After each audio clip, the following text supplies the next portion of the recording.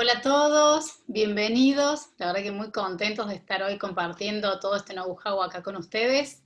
Quiero presentar a Héctor Miller, yo soy la arquitecta Andrea Fuchs. Héctor Miller hace más de 20 años, casi 30, que se dedica a estos temas, así que es importante que escuchen todo lo que van a escuchar desde un lugar distinto al común. ¿Por qué digo esto? Porque no es que nosotros venimos a contar teorías sobre tema BIM en territorios, sino que hay muchos años de investigación atrás de esto y muchos clientes exigentes, así que todo lo que venimos a contar no son teorías, sino son conclusiones después de muchos años de trabajo.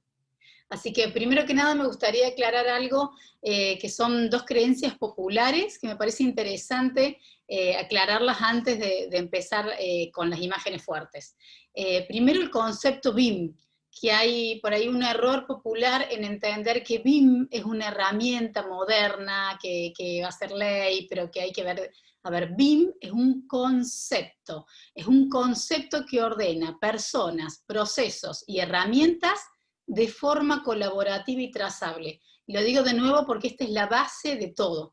BIM es un concepto que ordena personas, procesos y herramientas de forma colaborativa y trazable. ¿Sí? Sobre esta base vamos a ver metodologías de trabajo, bases de datos inteligentes, pero esto es muy importante porque este concepto vino para quedarse. Las herramientas van a pasar de moda, pero el concepto fuerte vino para quedarse en la industria de la construcción para siempre. Lo otro importante es el tema de qué es una Smart Cities, qué es una ciudad inteligente, porque también hay una creencia popular de que de que semáforos inteligentes o tecnología hace una Smart City, y la realidad es que esto no es así. Una Smart City está basada en decisiones Smart, en gente que toma decisiones Smart, y desde ese lugar vamos a ver todos los ejemplos que vamos a ver, que vamos a empezar desde Barcelona hasta terminar en Buenos Aires, en gobiernos, municipios, desde todas las escalas. Lo importante es que entiendan que siempre estamos hablando de la misma metodología de trabajo y de bases de datos inteligentes. Ahora sí arrancamos, es BIM en territorios y Smart Cities, y vamos a ver desde la macro a la micro, y como todo es la misma lógica y todo es trazable y colaborativo. Héctor Miller, todo suyo, arrancamos con Barcelona. Gracias, Andre. Bueno, seguramente vamos a tener un montón de gente del otro lado con estas situaciones y estos escenarios extraordinarios que no hicieron más que acelerar procesos que ya se venían dando, estas cuestiones de la distancia, de lo digital, de la sincronía. Es algo que normalmente ahora se va a empezar a establecer. Y hoy más que nunca, ¿no? Esto que está sucediendo, sucede en forma muy veloz. Todos los procesos obviamente se han acelerado muchísimo. Lo que antes era una cuestión tibia, a ver si uno implementaba o no implementaba, si uno tomaba la decisión o no de hacerlo, quedan un poquito relegados ya por las condiciones naturales que estamos viviendo. Esto nos puso en un lugar totalmente diferente. Y otra de las situaciones que hay que ver es que todo lo que nosotros hagamos conceptualmente con BIM, sea de una escala muy pequeñita o sea de una escala más grande, como en este caso, este es un ejemplo real de Sant Cugat en Barcelona, en España, en donde justamente se está planificando la ciudad sin tocar siquiera con un clavito el territorio, pero todo lo que va a suceder, como decíamos, desde lo chiquitito a lo grande, va a caer en el territorio. O sea, ya la discusión no es si sí BIM o si no BIM, si Smart City o no Smart Cities. Ya está ocurriendo esto y es anacrónico pensar que esto puede llegar todavía a ser evaluado si se va o no a hacer una implementación. Y cuando nosotros hablamos de estos nuevos conceptos como Smart City, conceptos como Internet de las Cosas, conceptos como Big Data, conceptos como inteligencia artificial, ya no son más discutidas y hoy por hoy se están utilizando muchísimo Y no solamente que se estén utilizando, sino que en muchos casos van a ser exigidos, y es mejor hacerlo bajo unos entornos que se ajustan a protocolos, ¿no? Todo lo que esté fuera de una protocolización, lo que va a generar es que simplemente nosotros no podamos enganchar, sea como estos escenarios que son fantásticos, 3D, o sean, digamos, escenarios de inyección masiva de documentación bidimensional, como por ejemplo una aprobación de un plano de mensura o un plano de obra. Porque la verdad es que hoy por hoy todo este concepto nos atraviesa, y todo lo que nosotros estemos generando, de alguna forma, va a caer en el territorio. Esto es como un gran, como una gran especie de plataforma en donde todos ponemos información, y que esa información tiene que estar arreglada con estos conceptos de protocolización, y nosotros vamos a sacar información, porque la información que está puesta allí va a ser una información valedera para que yo pueda construir con más inteligencia y que los datos simplemente no se pierdan. Todo este ejemplo que ustedes vieron acá de posicionamiento de puentes, con esos pilotes, las zonas verdes con estudios de asoleamientos, o estos que son estudios de cómo ese río, si se inunda, si levanta su nivel, va a derramar sus aguas en ciertos territorios para hacer, digamos, estudios de contingencias, todo tipo de estudios que se puedan efectuar sobre modelos digitales, que son la representación de la realidad, pero sin que yo de alguna forma lastime la realidad, con lo cual me puedo adelantar a un montón de escenarios analíticos, ¿no? Mucho más adelante que las cuestiones ocurran, es el escenario normal que nos vamos a encontrar. Y hablando... Me parece, Héctor, sí, importante aclarar algo. Todas las imágenes que van a ver no son imágenes de internet, son todas imágenes de modelados propios, por eso después digamos, podemos mandar material, pero todo lo que van a ver es propio y es hecho acá en Argentina. Bárbaro, Andrés, perfecto, ¿no? Un poquito siguiendo con esta idea, hay dos conceptos acá que se reúnen, que son los extremos, ¿no? Que yo voy a tener por un lado la macro, como las ciudades, o como en este caso este gran territorio que es el Aeropuerto Internacional de Ezeiza, y después lo micro, que es la obra que yo hago particularmente. O sea, no hay una dicotomía entre lo macro y lo micro. Los dos forman parte de un único contexto.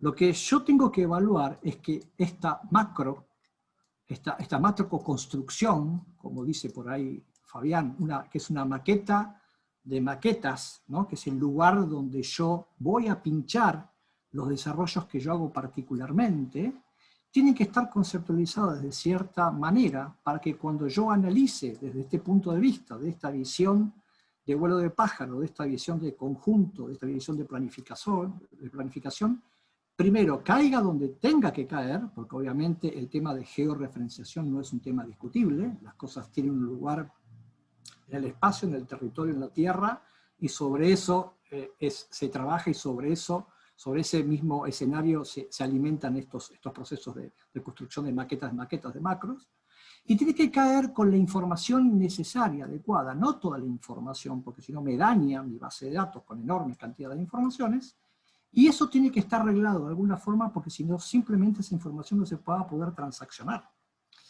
Y esto es por un lado, ¿no? Entonces hablamos acá de la visión de macro información. Ahora, cuando yo analizo la otra parte, el otro extremo, que es lo micro, que es el edificio en sí mismo, obviamente yo me voy a encerrar, voy a hacer una visión de mucho más de laboratorio, mucho más de introspección con el modelo que yo estoy generando, y obviamente acá sí va a pasar muchísimo tipo de información. Ahora, si yo logro entender que esta no es una realidad por un lado y aquella es otra realidad por otro lado, sino que forma parte de una única realidad, esto de los extremos, entonces voy a poder generar una forma justamente de ensamblar estos datos, que de esto se trata, de grandes procesos de ensamble, que en una instancia y en otra instancia van a servir, y yo voy a poder tener una dialéctica entre esos extremos que me va a servir a mí para hacer gerenciamiento, planificación, construcción, análisis, etc. Ahora, si hablamos conceptualmente de Smart Cities, si hablamos conceptualmente de BIM para Smart Cities, ¿estamos hablando únicamente de modelos fabulosos tridimensionales como estos? La verdad que no estamos hablando solamente de esto. Si yo cambio el punto analítico de esto y me voy acá, no tendrá la espectacularidad de ese Ezeiza, de toda esa zona vista en 3D. Sin embargo... Te iba a decir, Héctor, que aclares eso, que hay gente de afuera que no conoce la obra que estaban viendo anteriormente, es el aeropuerto de Ezeiza que se está haciendo en este momento, ¿sí? De Buenos Aires. Ahora después vamos a hablar un poquito más, ya que me diste el pie, Andrés, y vamos a hablar un poquito más de lo que está sucediendo ahí. Pero esto que está acá, si uno va al hueso, va puramente a lo conceptual, como bien decía Andrea, BIM es un concepto. A ver, BIM no está definido por una herramienta. Hacer las cosas con herramientas nativas BIM, como Revit, Allplan, Archicad, etcétera, no garantiza de que uno esté haciendo conceptualmente un BIM. Un BIM no es un dibujito en 3D, sino que lo que lo sostiene es el concepto, que justamente permite juntar y ensamblar cosas tan distantes como los extremos. Y desde ese punto de vista, esto es lo mismo que ese aeropuerto de Ezeiza. Es decir, yo estoy viendo una macro a la cual se tiene que integrar una micro. O sea, que nosotros podemos decir que este territorio es a este territorio, como se ve acá, como este edificio, que tiene una escala de edificio, es algo que se va a enlazar acá adentro. Y ese algo que se enlaza acá adentro, esto es la ciudad de La Plata, la capital de la provincia de Buenos Aires. Esta es una normativa que nosotros desarrollamos hace muchos años y está en plena ejecución, es la normativa número 420, que regla cómo es la transacción de datos entre los agrimensores y los ingenieros agrimensores cuando presentan, por ejemplo, planos de mensura, ¿no? Esta es una dirección que rige el nacimiento o la muerte de las parcelas en todo el territorio de la provincia de Buenos Aires. Recordad que la provincia de Buenos Aires tiene una extensión, en muchos casos más grande que países europeos, y tiene una división política de cerca de 150 municipios. ¿Qué es lo que pasa acá? ¿Qué es lo que quiere el Estado como tal? ¿Por qué las normativas? Porque la intencionalidad siempre fue buena. Nosotros arrancamos en esta instancia cuando habían dicho, preséntenos los planos digitales. Y esto fue lo que pasó. Este era el plano digital. Ahora, el hecho de que sea digital, con un concepto anterior como el CAD, pero es equivalente al concepto anterior como BIM, o sea, el hecho de que sea digital no garantiza el concepto. Fíjense lo que se entendía por un plano, por traerme la información digital. Buenísimo, digamos, superaron un montón de barreras, pero yo con esto no puedo construir inteligencia agregando la partecita que tiene que agregar, sino que es una conceptualización de todo un documento que es este que está acá. Esto es lo tradicional que se entendía, ¿no? Toda una información de metadata, con una información vectorial, multiescalar, que cuando va a pegar en el territorio lo que hace es empapelarme el macizo o la manzana completa como si fuese una gran sábana que es el plano. O sea que no garantizaba lo digital que esto realmente incorporara información de calidad. ¿Cómo se tiene que conceptualizar esto entonces? Si yo cargo otro tipo de información, y ahora van a ver cómo es que esto empieza a aparecer acá, esta información que están presentando interpósitas personas, es decir, que están en el otro extremo, en una distribución territorial muy extensa, cuando van a capturar al lugar la información, la formatean, pero cuando la traen hacia el Estado, que tiene que hacer procesos de visación, o sea, de aprobación, para ver si aplica o no aplica, y esto tiene una enorme, gran cantidad de iteraciones, que van, que vienen, que te apruebo o no te apruebo, que te digo o no te digo, cumple o no cumple, al final de eso, de ese proceso que es muy importante, me deja un producto que me alimenta mi base de datos territorial único y mi base de datos catastral. Cada presentación, y todos estos que están acá son ejemplos reales de presentación en esa manzana número 399 en La Plata. Estos fueron todas presentaciones que hicieron los profesionales que tienen una acción reológica. O sea, esto en el tiempo va a seguir funcionando porque justamente las ciudades son organismos que están vivos. Entonces, volviendo, ¿lo voy a hacer de cualquier forma? ¿El smart significa que me vas a presentar algo digital? no tiene ninguna concepción que vincule lo chiquitito, lo micro, cuando va a entrar en lo macro. Y cuando yo tengo esa información, esta información, aún siendo de CAD, ¿está conceptualizada de la misma manera que antes? ¿O en realidad nos invita a otro tipo de procesos? Ese es el mismo documento, que en realidad lo que hace es escindir el dato vectorial, como acá aparece, es el mismo, con diferentes formas de presentar ese dato vectorial a diferentes ventanillas. Pero cuando esto me cae en el hecho final, que es justamente la ciudad, me va a caer formateado de una manera que esto va a ser asequible y yo voy a poder proseguir dándole más inteligencia a esa información que otros personajes están inyectando. Porque el Estado jamás va a tener actores, ni va a tener ningún tipo digamos, de grupo de trabajos que puedan ir al territorio a traernos en forma masiva los datos. Siempre el dato que se alimenta en las bases de datos estatales está proporcionado por actores externos, o públicos o privados. Entonces, esta visualización que nosotros tenemos que entender junta estos dos extremos. Este extremo conceptual, tridimensional, nativo BIM, con este extremo que es de CAD, pero es el mismo concepto, la partecita que se tiene que integrar, que está hecho como de los BIM, y la partecita que se integra producto de la información que una personaje fue a tomar el territorio y que forma parte, por ejemplo, de la parcela. Por lo tanto, entonces, cuando nosotros pensamos en estos ejemplos SMART, en estos ejemplos de BIM, tenemos que conceptualizar que yo necesariamente me voy a tener que ajustar a estos nuevos procesos. ¿Qué otro tipo de condimento va a tener esto en el medio? Y hay cuatro instancias que también voy a poder integrar si yo entiendo perfectamente a qué estoy jugando con esto. Cuando uno dice, ¿qué ves cuando vos ves esto? Nosotros lo que estamos viendo acá es que hay un montón de acciones que se están generando sobre el territorio. Esto es el aeropuerto de Ezeiza, pero esto podría ser perfectamente un municipio, o podría ser un barrio cerrado, o podría ser un desarrollo de una manzana completa, porque tiene escala un poco más grande que una cuestión individual. O sea, tengo una visión de macro y de micro. No siempre lo macro es una ciudad ni un aeropuerto. Muchas veces lo macro es un conjunto habitacional, por ejemplo, y tiene la misma conceptualización de la parte y el ensamble. Cuando uno ve eso, ¿qué es lo que está viendo? Primero, lo que está viendo con esto es que hay un montón de acciones que se están generando sobre el territorio. Y estos tipos de acciones, ¿qué son? De todo tipo. En el aeropuerto particularmente hay pistas nuevas que se están proyectando, pistas de rodajes nuevas que van a estar creciendo, hangares que se van a estar construyendo, hangares que están ejecutados, torres de control como estas que se están construyendo, proyectos a futuro como este que está acá, que van a ser ejecutados pero más tarde, y otros proyectos que se están ejecutando y forman parte de diferentes fases de proyecto e instancias de proyecto. Cuando yo veo el territorio, yo estoy viendo lo que hay, estoy viendo lo que se está construyendo, pero también de alguna forma, y esto lo permite el entorno digital, voy a poder conceptualizar y ver lo que va a venir. ¿Para qué? Justamente para que las obras se comuniquen fundamentalmente en sus infraestructuras y que no se pisen entre ellas.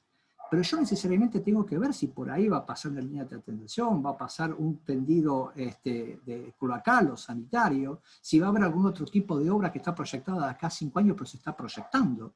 Si yo no la veo, estoy trabajando totalmente a ciegas. Lo que permiten los entornos digitales justamente es hacer estos analytics, justamente teniendo estas capacidades de ver en el tiempo hacia adelante, por más que yo no lo tenga en el territorio ahora planificado.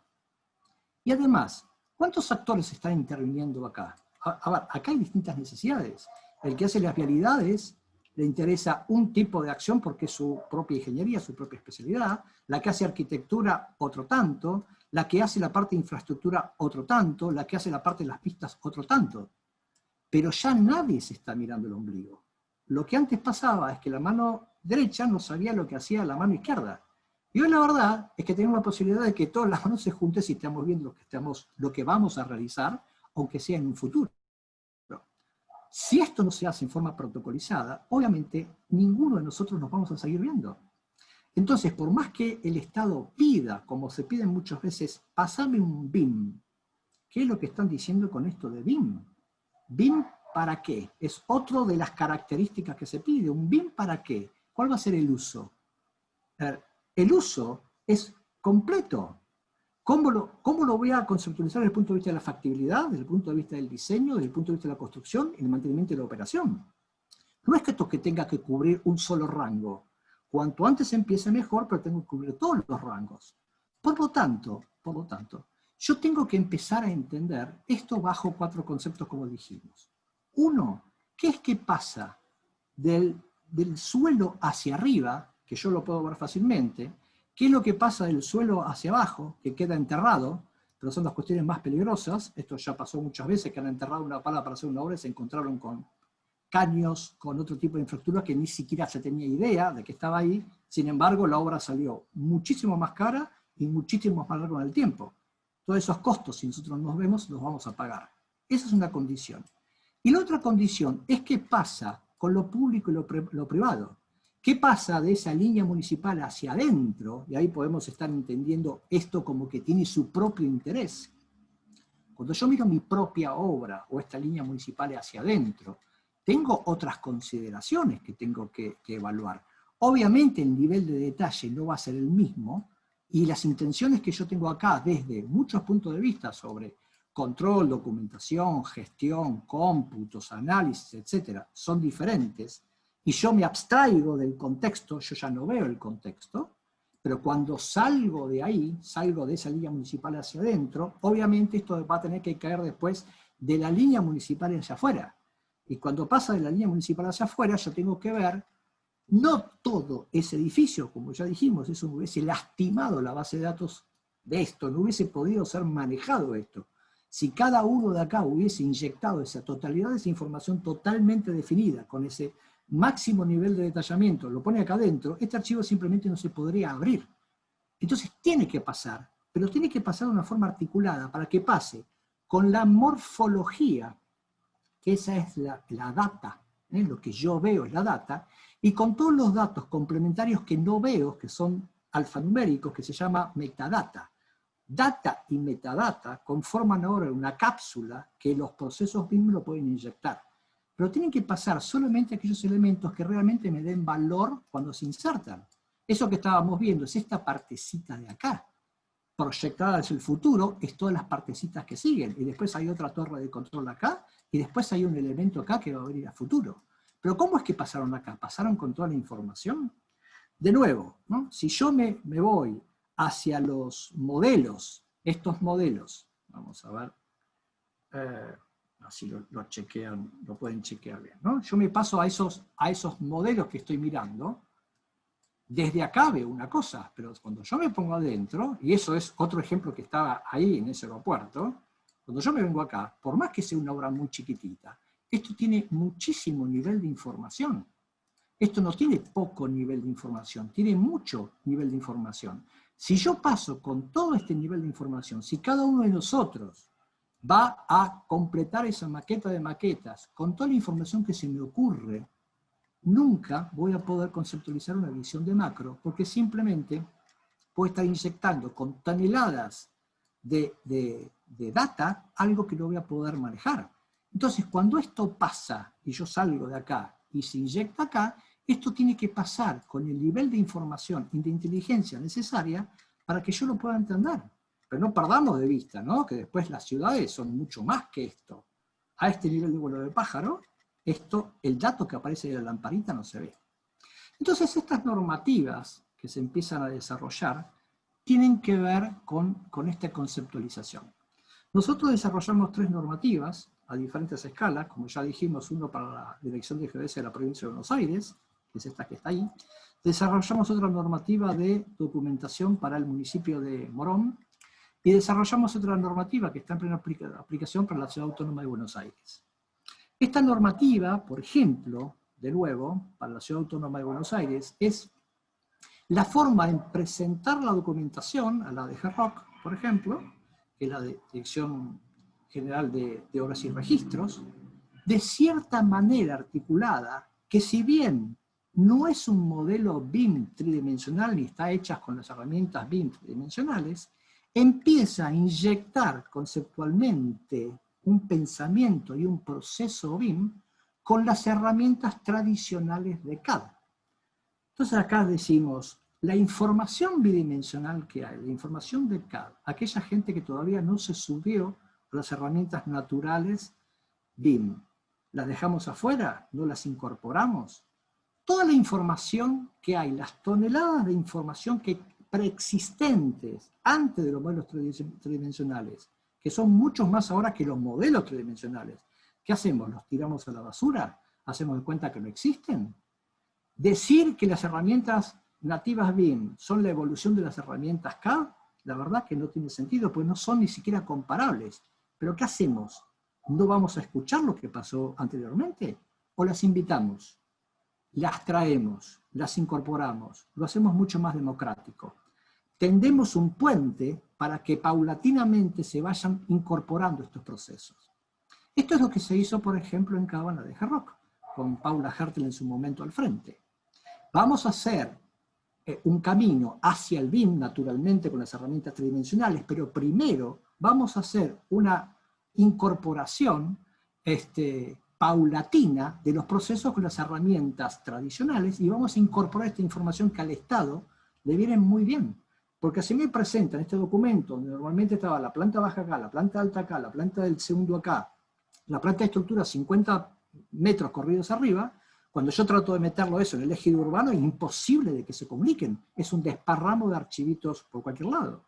¿Cómo está este documento acá? Está como está en la realidad. Está en una cierta posición geográfica, uno sobre el otro. Ahora, evidentemente, esto no se puede administrar. ¿Y cómo se administra? De nuevo, con una normatización que dice que esta información, que es absoluta, uno la puede ir distribuyendo en formas de presentación, y esto fue lo que se hizo, que se repiten de proyecto a proyecto, no importa cuál sea la escala del proyecto. O sea que yo puedo separar este conglomerado de información de CAD, que antes lo tenía totalmente disperso para poder verlo, en un solo lugar, pero con criterios administrativos, que en este caso el Estado, junto con el Estado desarrollamos, esto lo desarrollamos junto con la dirección, para que uno pueda separar la parte del todo y pueda decir, yo solamente, por ejemplo, acá necesitaba ver lo que es el subsuelo 01, entonces hacíamos lo que llamamos una botonera, esto escindía una parte del otro, y acá, si yo tenía todo, podíamos decir, yo acá solamente necesito la planta baja y hacemos un clic sobre lo que es la planta baja. Fíjense que esto se hizo en forma automática. Y si esto era solamente la parte de arquitectura, bueno, hay grupos que permitían, digamos, repetir criterios que, digamos, siempre se ejecutaban sobre cualquier tipo de documentación que yo presente sobre cualquier tipo de proyecto. Ahora, esto forma parte de una normatización que lleva implícitamente un concepto que va hacia adelante para que después se puedan integrar modelos BIM. De la misma forma que nosotros estamos integrando esto, ¿cómo es que conceptualmente se integran estas enormes superficies con las pequeñas porciones que se inyectan? ¿De cualquier manera? La verdad que no, y esto también forma parte de un concepto mucho más abarcativo. Las ingenierías que nosotros vemos todo el tiempo, estoy hablando, por ejemplo, de la naval, de la aeronáutica, la automotriz, la ingeniería industrial, etc., hace más de 20 años antes que nosotros, que es el campo de la arquitectura, la ingeniería y construcción, que son BIM. No es que nosotros hayamos llegado y hayamos inventado el mote BIM como si no hubiese pasado nada antes. Y si a cada uno de estos ingenieros les preguntamos, ¿y vos cómo construís un barco? ¿Cómo construís un avión? ¿O cómo construís una plancha? No importa la escala. Conceptualmente, ¿cómo lo construís? Ninguno de ellos que utilizan diferentes software, qué sé yo, Allplan, CATIA, SolidWorks, etcétera, puedo nombrar un montón, ninguno de ellos lo construye en forma diferente. Le preguntás, ¿y cómo se integran esos modelos que son tan complejos? Todos te van a decir por partecitas que van conformando ensambles, y estos ensambles se ensamblan en partes cada vez más grandes. Todos te van a decir partes y ensambles. Y hoy por hoy, nosotros, ¿cómo construimos estos grandes modelos? Ahora, generalmente son estructuras de base única, donde está todo, ejemplo, arquitectura, estructura, o toda la ingeniería junta. Ahora, pensemos, si yo pasara toda esa información, toda junta acá adentro, ¿con qué me voy a quedar? ¿Qué voy a producir como cambio en volúmenes mayores de información? O sea, ¿realmente yo pasaría toda esta información así como tranquilamente? ¿O yo voy a empezar a escindir una parte del todo? Donde yo en realidad voy a generar esos procesos, como ustedes hacíamos en Cava, de separar una planta de la otra planta, de una combinación de ingeniería o una ingeniería. Eso es diferente que estos modelos. No, acá yo tengo toda la información, pero en general acá yo puedo tener una sola de esas ingenierías. Por ejemplo, si yo quiero ver solamente la parte de estructura metálica, esto no forma parte completo del todo el conjunto, es una partecita que forma este ensamble que está acá. Si yo quisiera ver solamente la parte de maletas, si hago clic acá, solamente veo la parte de maletas, que es un sistema súper complejo, pero está acá agregada como una partecita. Este archivo que está acá, que se llama master, lo que hace es colectar como un gran ensamble las partecitas indivisas de cada uno de los elementos que son constitutivos de este tema. Si yo quiero ver otra partecita de acá, es otra partecita de acá, y así con cada uno de esos sistemas que van integrando esto que está acá. Si yo necesitaría ver solamente la parte de File Protection, bueno, solamente hago clic ahí e integro esa partecita en el contexto. Pero de ninguna manera le voy a pasar eso al contexto general, porque no me sirve, no es que no me sirve, me hace daño. Si yo estaría viendo cualquier otro tipo de proyecto, como este que está acá, que tiene muchísima información, ¿cómo está construido esto? Y si yo veo cómo está construido esto está construido por todos estos pedacitos que están acá, que son las diferentes ingenierías en sus respectivos niveles. ¿Cuál es la parte más chiquitita que puedo separar de un concepto arquitectónico de ingeniería de construcción? Un nivel y un sistema. Por eso, cuando esto aparece acá, yo puedo escindir una parte del todo. Acá puedo ver un concepto general, por la parte de climatización completa, o fría, caliente completo, y esto se repite en ciudades, donde yo puedo ver una traza que esté hundida en el piso solamente en la parte cloacal, por ejemplo, o puedo ver un piso como si fuese una lonja, separada una parte de la otra, porque yo voy a hacer estudios analíticos respecto de ese nivel y no del otro. Ahora, cuando yo me meto a este nivel, obviamente lo puedo dividir en esta subparte, que es esa lonja que se llama máster de piso, porque tengo que hacer suficientes trabajos analíticos acá adentro, y diferentes escenarios en donde yo pueda conjugar, como hicimos con el archivo de Cava, igual, diferentes escenarios para que yo pueda analizar conjuntos de datos de la forma mucho más eficiente. Ahora, evidentemente, André. Héctor, no, te decía que para vos es absolutamente natural porque hace décadas que trabajás bajo protocolos internacionales, pero vale la pena subrayar que si les sorprende ver que mueve a semejante volumen de información tan fácil, tan liviano mientras está hablando, es justamente por eso, porque todo está hecho bajo protocolos internacionales, y un detalle no menor es que se usan computadoras normales compradas en supermercado. Este otro prejuicio de que ven una conferencia y dicen, bueno, el día que yo pueda cambiar por una máquina como de la NASA, voy a poder trabajar con este tipo de tecnologías, es otro prejuicio. Se necesitan máquinas increíbles solo y solo si no se trabaja bajo protocolos internacionales. Bajo protocolos internacionales todo es mucho más simple. Y el otro prejuicio es, no, bueno, pero hasta que yo no aprenda protocolos internacionales, no sé en qué momento, si yo no paro de trabajar o si... A ver, la realidad es que nuestras capacitaciones tienen los protocolos internacionales embebidos. O sea, hay que sacarse los prejuicios para no tener resistencia a cambiar de metodología de trabajo. Los protocolos internacionales vienen embebidos en las capacitaciones, entonces el alumno lo aprende ya con este tipo de protocolos, ¿sí? Es importante sacar algunos miedos porque si no, lo primero que hay son prejuicios y excusas humanas. ¿Por qué tardar años en pasarse metodologías de trabajo que cambian definitivamente la cantidad de trabajo, la cantidad, perdón, de tiempo que le lleva al mismo profesional estas cosas? Sí, Héctor, lo que pasa es que para vos es tan natural, pero para alguien que ve esta cosa, este volumen, estos volúmenes que movés tan rápido, es importante aclararlo, que no se asusten. Seguro, seguro. Desde el punto de vista de la cabeza, ¿no? O sea, ¿qué pasó este último tiempo? Si uno, no sé, 20 años atrás, uno hacía una búsqueda de un CAD Manager, era difícil de encontrarlo. Y hoy pones en internet un BIM Manager y te va a aparecer páginas, páginas, páginas, páginas por todo el mundo, como si hubiese una polución extrema de BIM Managers. Como si la palabra manager estuviese atada a lo que es el CAD o el BIM. La palabra manager es un administrador. Y lo que se confunde es que un BIM Manager es un usuario avanzado de las herramientas nativas BIM, nada más alejado de la realidad. ¿Por qué pasó esto? Porque nosotros, como en su momento pasamos del tablero al CAD, y no vamos acá a explicar la cantidad de incongruencias que eso tuvo aparejado, hay un cambio conceptual. Lo que pasa es que hay un cambio fenomenal de entorno, o sea, pasamos de un tablero a una computadora, pareciera que el cambio fue gigantesco, que lo fue, pero el paso que estamos transitando ahora es mucho más profundo y mucho más complejo, que es pasar de un concepto anterior del CAD a un concepto nuevo de BIM, que invita a jugar a cosas diferentes. Lo que hicimos antes nosotros fue poner los problemas del tablero dentro del CAD, pero más o menos con ese botoncito de Save As se salvaba.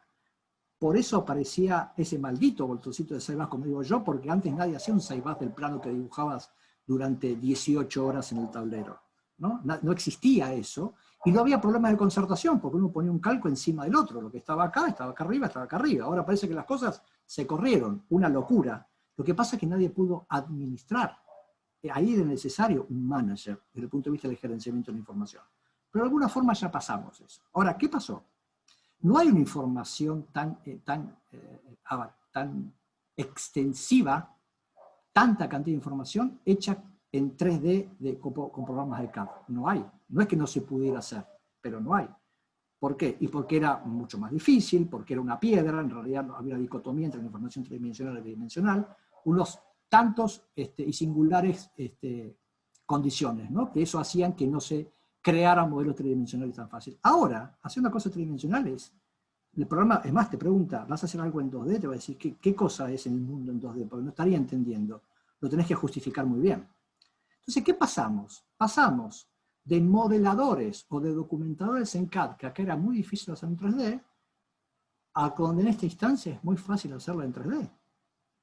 Entonces, pero para pasar de un concepto al otro, hace falta cabeza, no músculo.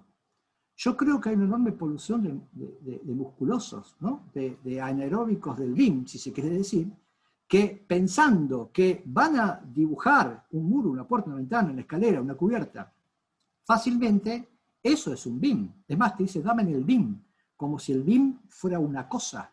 Ahora, un BIM es un intangible. Antes, en el proceso anterior, estábamos jugando a una acción que parecía jugar a las damas, ¿no? El tablero de damas con la fichita donde te como me comes, te como me comes, te como me comes. No hay una intelectualidad ahí, no hay un juego de estrategias. Es acción, reacción, acción, reacción. Ahora, esto que estamos jugando ahora es ajedrez, donde cuando yo muevo una pieza, tengo que estar pensando en muchas cosas. Por eso, la construcción de un BIM se hace con cabeza, por lo menos construyendo el ADN, preguntándose cosas antes de ejecutarlas. ¿Cómo lo voy a documentar? ¿Cómo lo voy a controlar? ¿Cómo lo voy a actualizar? ¿Cómo lo voy a analizar? A simular, a computar, a comunicar, a vincular, a construir, a certificar, a mantener. Por eso, cuando alguien habla de los sabores del BIM, o para qué es el uso del BIM, a ver, los modelos BIM conceptualmente tienen que ser transaccionales en las diferentes instancias, ya decimos, factibilidad, diseño, construcción, mantenimiento y operación, y además necesariamente tienen que ser posibles de ser pinchados en las ciudades, que son los que lo van a recibir. ¿Cómo es que voy a hacer todo eso si no hay una protocolización clara sobre cómo tengo que construirlo, casi filosóficamente? ¿Qué cosa pasa, qué no pasa, qué cosa no pasa, y cómo es que eso se integra desde los extremos? Por lo tanto, esta línea que va con la línea del pensamiento duele, y no se quiere muchas veces visualizar.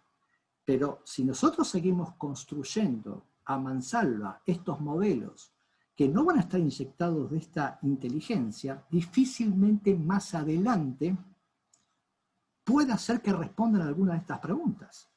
Vamos a ver un caso particular de lo que pasó aquí. Esto es un proyecto particular de una modificación de una calle central en la ciudad de Quilmes.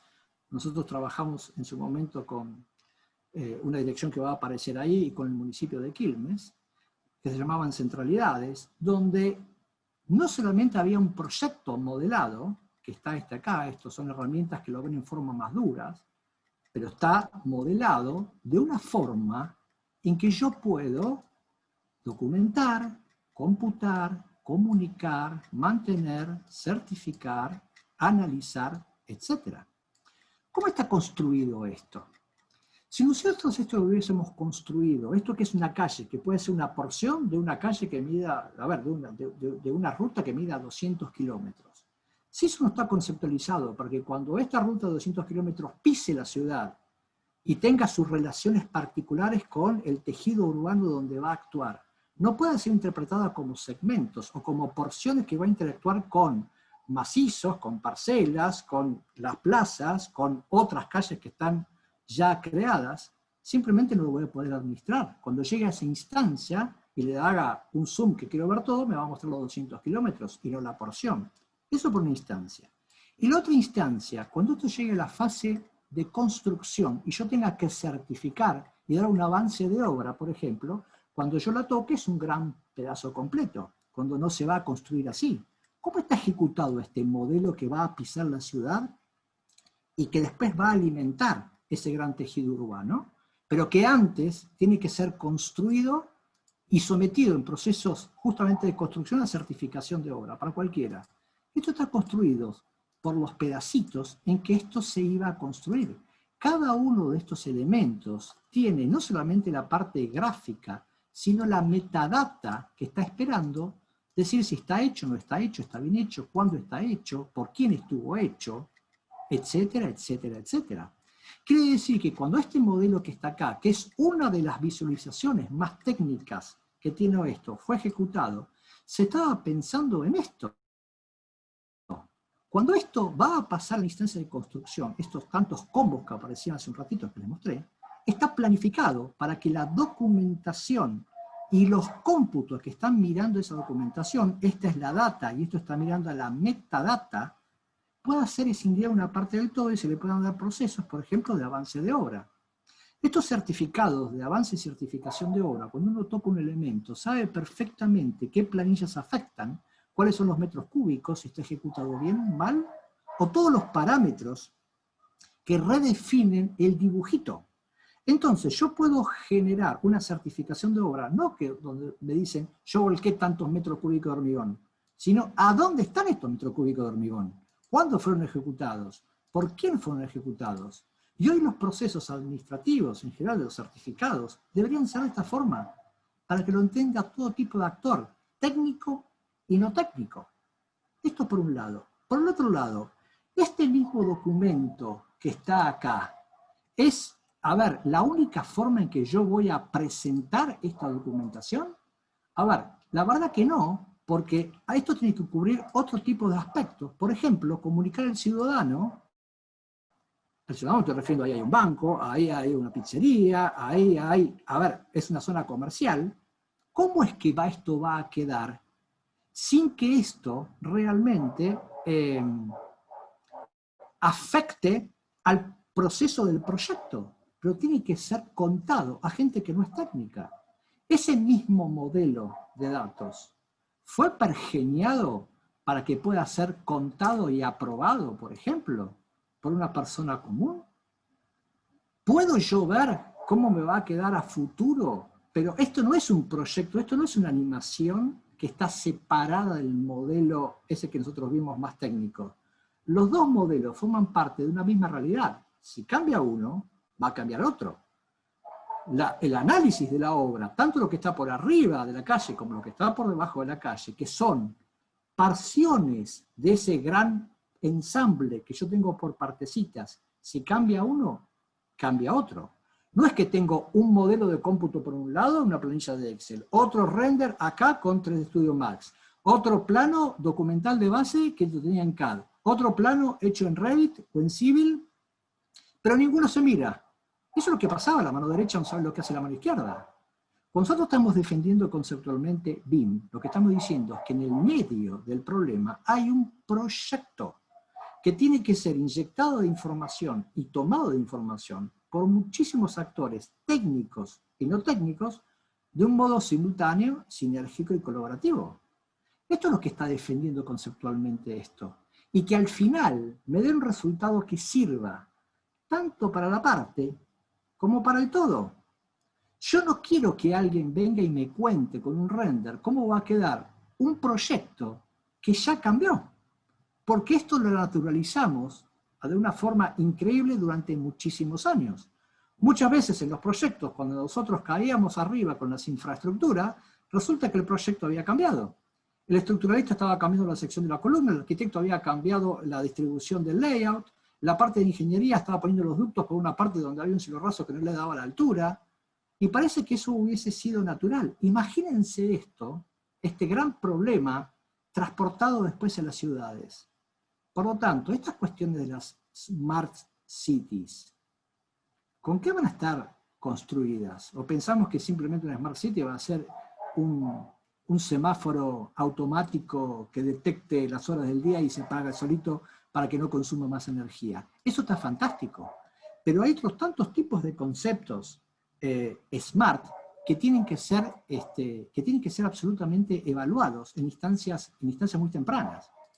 Pasamos por otra instancia que tiene que ver con esto de cómo hago yo para que estas informaciones masivas de datos hechas con programas súper especialistas sean además revisadas por personas normales que no sean especialistas en los programas. Porque esto tiene que ser un entorno absolutamente democrático. ¿Qué es decir? Lo que yo produzco con Revit, con AutoCAD, con Archicad, con Allplan, del otro lado para que lo veas, para que lo revises o para que lo evalúes, vos tenés que abrir el programa. Esta es otra de las cuestiones que no se pueden entender. Yo estoy promoviendo darte un archivo que está bajo mi tutela y mi responsabilidad como diseñador, para que vos, que tenés que visualizarlo solamente y hablarme encima del único campo de batalla que vale, que es el plano, me cuentes algo, y por dolo, impericia, distracción, lo que fuera, vos me podés modificar el archivo. Esto es una locura. ¿Cómo son los procesos de comunicación trazable y comparable que se tienen que admitir? Esto es un plano de obra de Morón. Hoy por hoy, Morón, que tiene cerrado sus oficinas, por ejemplo, de obras particulares, de catastro, planeamiento de obras particulares, la única forma que recibe documentación es a través de la web. Nadie va a dejar un plano impreso. Hay un proceso de presentación, y esto mismo pasa en la Dirección de Geodesia, y esto mismo pasa en la de GEROC de la Ciudad de Buenos Aires. Se presenta un plano documental con ciertas características que hacen que ese documento que yo tengo acá sea inmodificable. Inmodificable sí, pero vectorial. Esto no es un PDF. Estos son documentos que tienen vectores. Por lo tanto, si yo mido acá, esto me va a medir eso que tiene que medir. Si vos me dijiste que eso tenía de acá hasta acá 2,80 m, yo puedo verificar si eso de acá hasta acá tiene 2,80 m. Ahora son estas las posibilidades que permiten. Si yo tengo que medir un ángulo, Héctor, no puedo medir... perdón, es importante aclarar que esto que está mostrando Héctor no es que es uno de los tantos proyectos de urgencia que salieron en la pandemia porque todo cerró.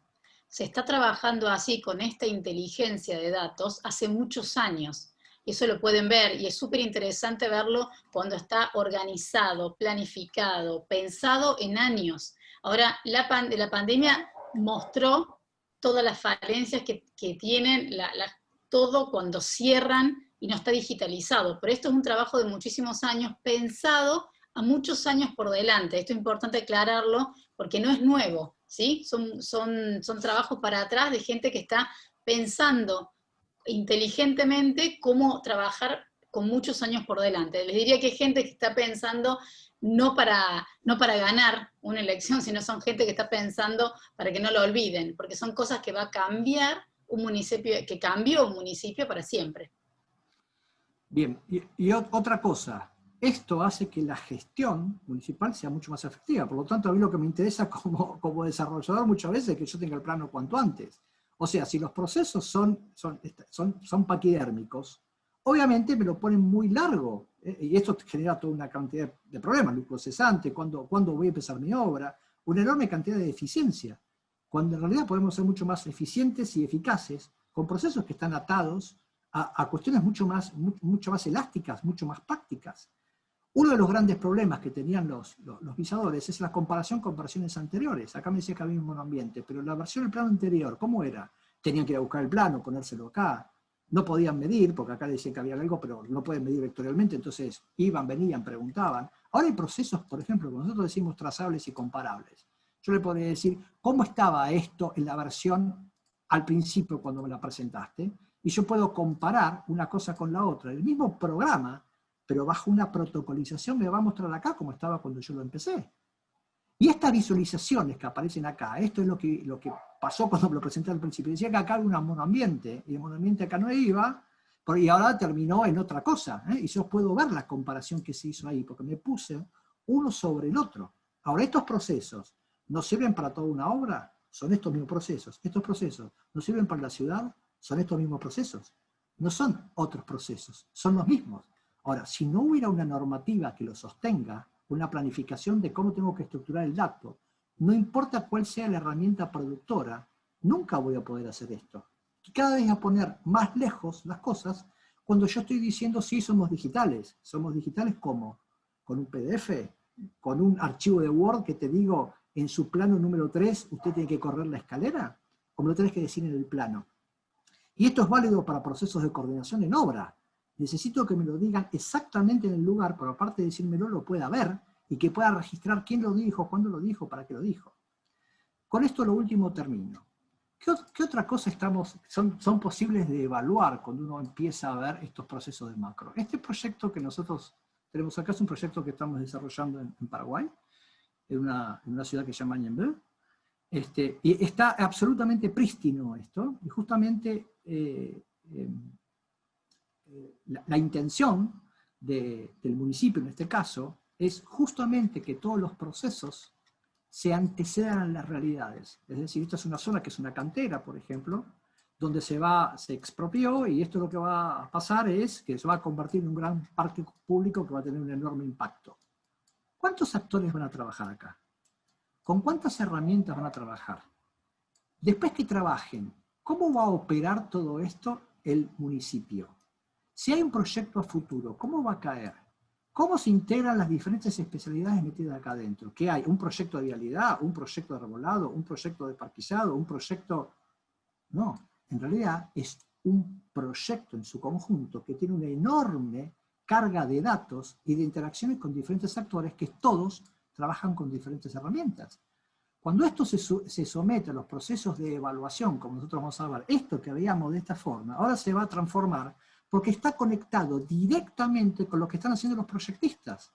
Y por lo tanto, yo puedo evaluar, antes de que el proyecto se ejecute, las diferentes posibilidades que tengo de un montón de puntos de vista. Y desde cualquier tipo de vista, sean construcciones, sean carreteras, sean espejos de agua, sean, estudios de asoleamiento que yo puedo hacer acá para ver si realmente esto combina estrategias de eficiencia energética sin que yo toque un solo clavo. Contar todo esto desde el punto de vista de la comunicación es muy duro para personas que no son técnicas, porque por ahí el que toma las decisiones es o el Consejo Deliberante o un conjunto de vecinos que dicen no quiero este conjunto de acá, lo quiero más allá, y lo pueden evaluar y pueden tener diferentes escenarios que pueden ser fácilmente estudiados antes que la obra se realice. Por lo tanto, estos criterios, digamos, de administración de cargas masivas de información, que va desde lo pequeño a lo extenso, desde la parte hasta el ensamble, tienen que ser conceptualizados mucho tiempo antes, y no estamos hablando nada, como André dice, estamos hablando nada que sea tan complicado. No tienen que saber todo absolutamente, no es nada que los deje afuera del juego. Esto puede empezar, como le mostramos, con criterios administrativos de CAD, que ya los tienen disponibles en diferentes partes de la provincia de Buenos Aires, o la ciudad de Buenos Aires, o en este caso el municipio de Morón, y cada vez más municipios se van a extender en el uso de estas presentaciones, no digitales simplemente, sino con la normativa que sirva de la macro a la micro, y nada de esto es difícil. Así que, bueno, los invitamos a que profundicemos en los conceptos fundamentalmente, pero entendiendo esto de los extremos que son necesariamente, tienen que ser vinculados. Así que, André. Sí, en realidad tomo lo que decís, que me parece súper importante, Héctor, el tema de que no se asusten. Lo importante, nosotros es mucho know-how en una hora, ahí les dejamos un código QR para mandarles videos, tenemos mucho material de muchísimos años para que aprendan, pídanos las cosas, anímense, hay un WhatsApp, hay un mail, se puede poner el código QR con la cámara, pero ¿qué es lo importante de esto? No se asusten. Para que tengan una idea, nosotros hemos comprobado a lo largo de tantos años de capacitar, que el problema nunca es técnico, el problema es siempre humano, es la incapacidad del ser humano que tenemos para cambiar rápidamente de metodología de trabajo. Para darles una idea, nosotros vamos a un congreso de ingeniería, damos las conferencias, y en general del congreso demoran más o menos entre 1 y 2 meses los ingenieros en tomar la decisión de cambiar de metodología de trabajo. Los arquitectos, o sea, mismo congreso, pero de arquitectos, toman más o menos entre 1 y 2 años en cambiar de metodología de trabajo. ¿Y por qué? Ya nos faltan el equipo de los ingenieros que hagan el chiste de que los arquitectos nos cuestan más. No, es que los arquitectos somos mucho más emocionales, nos cuesta mucho más los cambios y nos cuesta más las metodologías de trabajo. Pero no se asusten, aprender es fácil, el único problema no es de conocimiento, nuestro problema fuerte es la ilusión de conocimiento, cuando la gente cree que ve 5 videitos en YouTube y con eso sabe. Saber es otra cosa, nosotros capacitamos, y para que tengan una idea, un alumno demora entre 1 y 4 meses en certificarse internacionalmente, bajo protocolos internacionales, en ese tiempo, entre 1 y 4 meses, desde alumnos de escuelas técnicas, eso quiere decir que no son arquitectos, no son ingenieros, y aún así se certifican internacionalmente en Revit básico, intermedio, avanzado, en un montón de herramientas BIM bajo protocolos internacionales. Entonces, hay que trabajar, no solo no solo en lo técnico, sino en lo personal. Una vez que rompen la barrera de entender que estas metodologías de trabajo son increíbles para el profesional, para la industria de la construcción, para gobiernos, para territorios, o para una casita chiquitita de una remodelación, uno hace el clic, todo lo demás bajo protocolos es muy fácil. Así que no duden en preguntar, no duden en consultarlos absolutamente todos. Vamos a hacer convenios con la Expo Construir de partes de becas, vamos a hacer muchas cosas. Todo el camino es fácil una vez que hacen el clic interno, que es mucho más fuerte que pasar del tablero al CAD. ¿Sí? Este clic interno tiene que ver con una inteligencia, y estamos hablando de administrar cosas. Me encanta cuando Héctor habla, no habla de un proyecto en sí, sino de la parte de administración, de la inteligencia de las bases de datos, de esta cosa de pensar de los modelos digitales desde el diseño de la construcción hasta el mantenimiento, que no lo hemos visto en esta conferencia porque no da el tiempo, pero les podemos mandar videitos, pero es increíble cómo todo se trabaja colaborativa y trazable. ¿Sí? Así que, entendiendo que todos los problemas son humanos, hay que trabajar en lo personal, lo demás nos ocupamos nosotros. Fue lindísimo poder mostrar todo este know-how, tenemos muchísimo más, pero con esto creo que está la idea de usar la tecnología inteligentemente, ¿sí? Y vamos a terminar con una última frase, que es que la definición de locura definitivamente es tratar de que las cosas cambien cuando hacemos siempre lo mismo. Así que no solo la pandemia nos cambia, hay que hacer un cambio muy fuerte, y estamos a disposición para lo que necesiten, cuando necesiten. Gracias, Héctor, gracias por tanta generosidad en tu know-how de tantos años de investigación, y es un honor haber compartido este espacio en Expo Construir. Un saludo a todos.